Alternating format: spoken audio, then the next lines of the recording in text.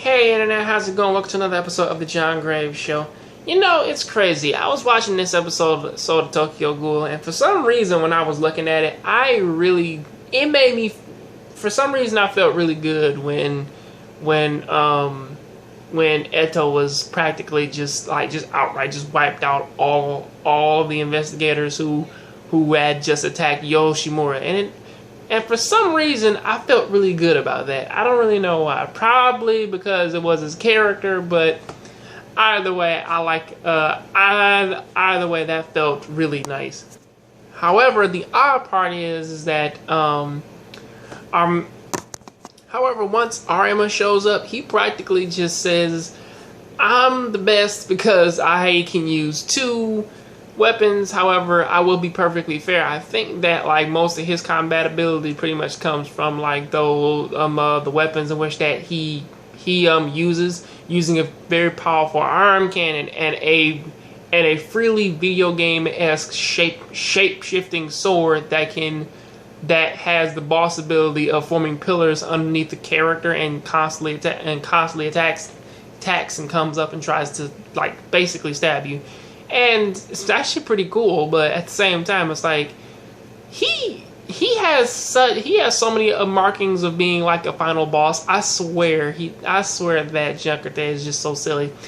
But either way, Eto saves her father, Yoshimura, and apparently he's hanging on the bare, or at least the bare minimum of his life.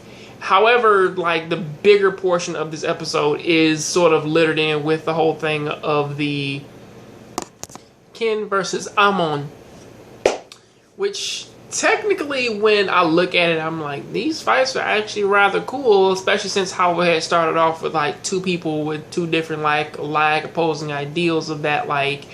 These two organizations are messed up, and really, if not handled right, they could end up becoming a problem. However, the bad side about that is that the only reason why they're pretty much trying to kill all ghouls anyways, because of course they're killing normal people, but really they don't have to eat normal people. They could just eat normal food. The whole idea is that they just can't taste food, and after a while it does tend to make them sick if they eat something that they're not supposed to eat. But either way, going into that, Amon, he does have his little powered up armor mode, in which that he does try and use to fight Ken, but to no avail. It really doesn't work out as much as he thinks it does. All in all, this was a really good, or at least it feels like a conclusion, but for what it is, it does feel really, really good. The last episode was really, really tragic. This episode felt really nice. It's saying okay, the investigators are pretty much getting everything that they pretty much wanted. A full force that can pretty much wipe them out, and everything else pretty much just falls upon one or two people. So that is what I gotta say about that. What do you think of this episode? Did you like it? Love it? Tell me in the comment section. I'll catch you on the next John Graves Show. So please keep watching anime, keep playing video games. I'm out.